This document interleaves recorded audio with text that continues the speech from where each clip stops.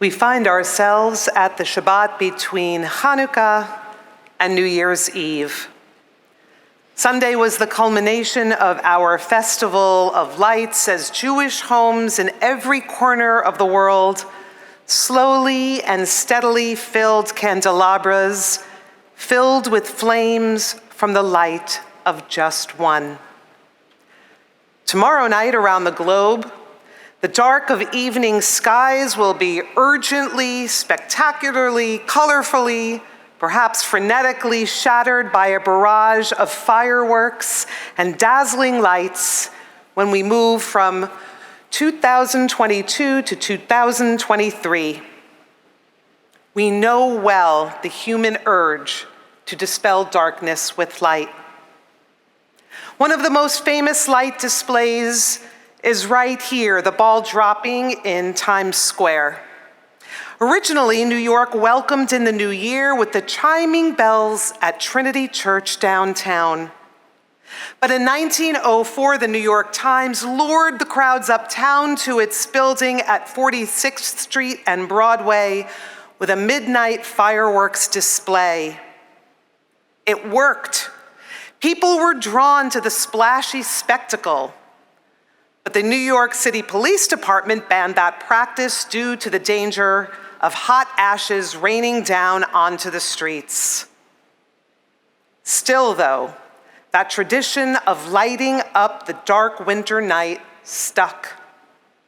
In 1907, publisher of the New York Times and member of this congregation, Adolph Ochs, came up with an idea for a new visual light display. With many residential households still lit by candles, he literally elevated and celebrated electric light bulbs. Ochs commissioned Jewish Ukrainian immigrant and metalworker Jacob Starr to create a 5-foot diameter, 700-pound ball made of iron and wood, holding 125-watt bulbs to be lowered as midnight drew near. When the clock struck 12, a sign reading 1908 made of light bulbs lit up the building while crowds below blew horns, rang cowbells, and cheered. As the decades passed, technology and materials and human instinct allowed and encouraged greater and growing illumination. Aluminum replaced iron, and light bulbs were replaced by halogen bulbs, then LEDs. The size of that ball has continued to grow, and the light has continued to intensify. More dazzle and brilliance has been added. Strobe lights, motorized spinning pyramid-shaped mirrors, and thousands of rhinestones. Today's ball, 12 feet in diameter, weighing about 12,000 pounds, has over 2,700 Waterford crystals refracting the light of over 32,000 Philips LEDs. Even the largest menorah in the world, which is not too far from here, can't compete with the light of the Times Square New Year's Eve ball. But the idea is the same. Over the span of 8 days or 12 decades, we see light growing, never diminishing. It didn't have to be this way. In fact, there is a famous argument in the Talmud between the great first-century sages, Rabbis Hillel and Shammai, about how to light the Hanukkah candles. Shammai says we should start with 8 candles on the first night, and then each subsequent night, remove one. The light diminishes. That model seems to make logical sense. It reflects the oil burning down. But Hillel says the opposite. Start with 1 candle in the Chanukiah on the first night, and add another every day, increasing the light over the holiday, because Hillel stated, one should never decrease in matters of holiness.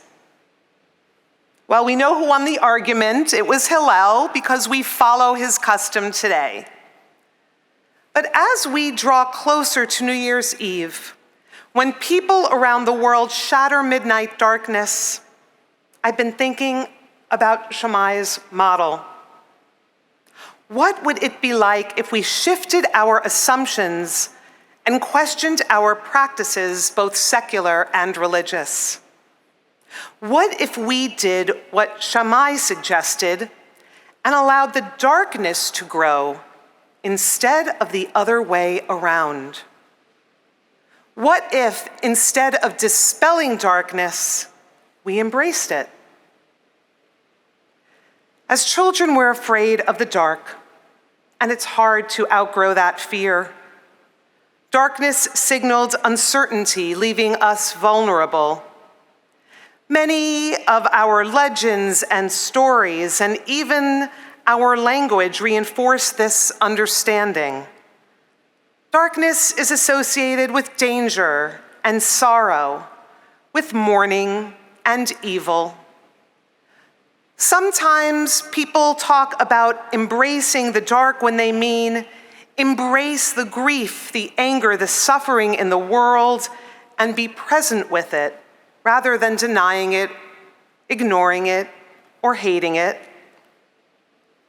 But I'm suggesting a complete reframing of how we understand darkness. Studies have shown that the link between darkness and what is bad, suspicious, dangerous, can incite and reinforce racist associations. Known as the bad is black effect, that alone gives us more than enough reason to reconsider how we think of darkness, how often we want to succumb to this ingrained association. But it's also interesting to me how often we overlook the blessings that come with and from darkness. Why are the negative associations emphasized so heavily and the positive ones overlooked? Darkness is transformative. Darkness provides space for introspection. Darkness encourages our imaginations to work. The Black poet and activist Audre Lorde encourages women to look to their inner darkness to connect with spirit and potential. She writes, "Within these deep places, each one of us holds an incredible reserve of creativity and power, of unexamined and unrecorded emotion and feeling. The woman's place of power within each of us is neither white nor surface. It is dark, it is ancient, and it is deep." And think about nature. We grow in the darkness of the womb. Seeds sprout from the darkness of the soil. Animals emerge from the hibernation in caves refreshed, and birds developed in the shelter of eggs and nest and the weight of their mother's warmth. What if we took Hillel's reasoning for increasing the light to increase holiness and applied that to Shammai's proposal that we celebrate the growing darkness? In other words, what is dark can be holy.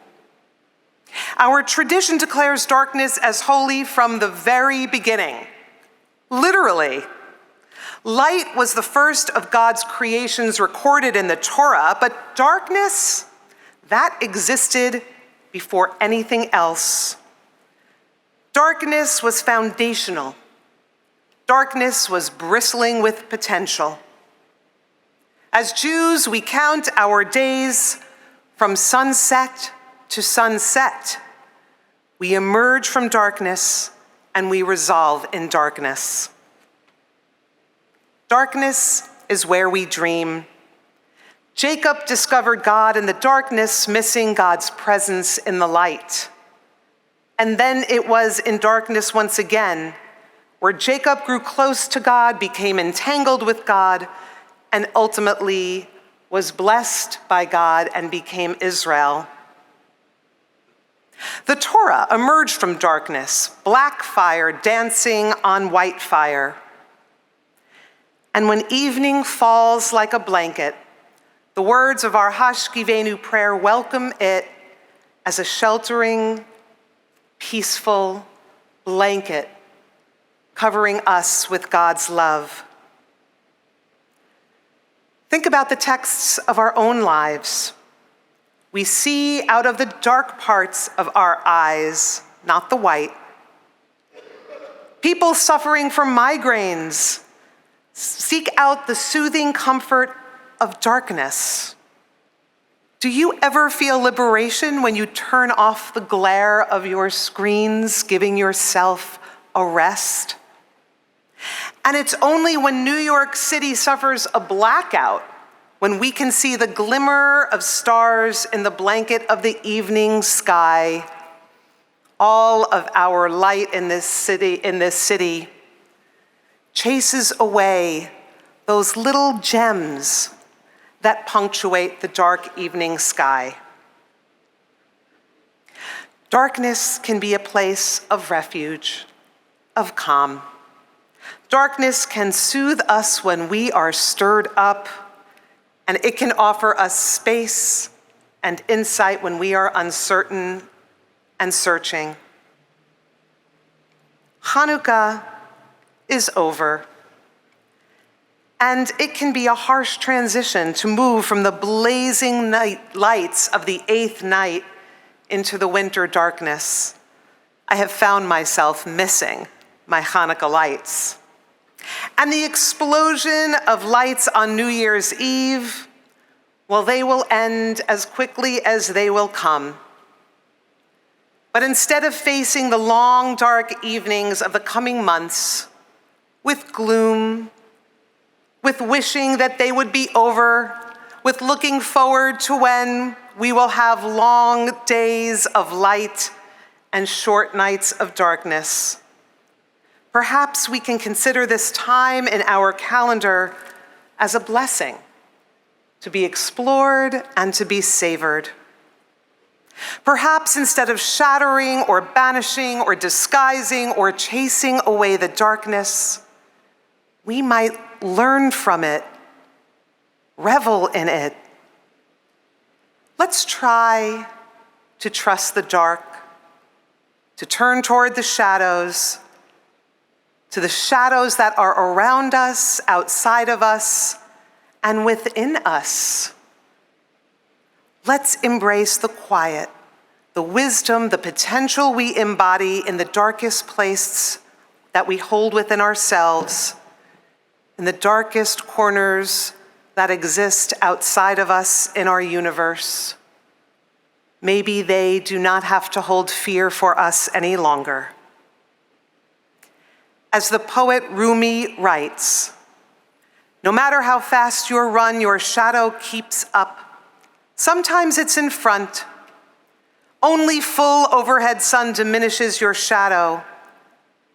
But that shadow has been serving you, blessing you. Darkness is your candle. Your boundaries are your quest. May we seek to expand these boundaries together. Amen.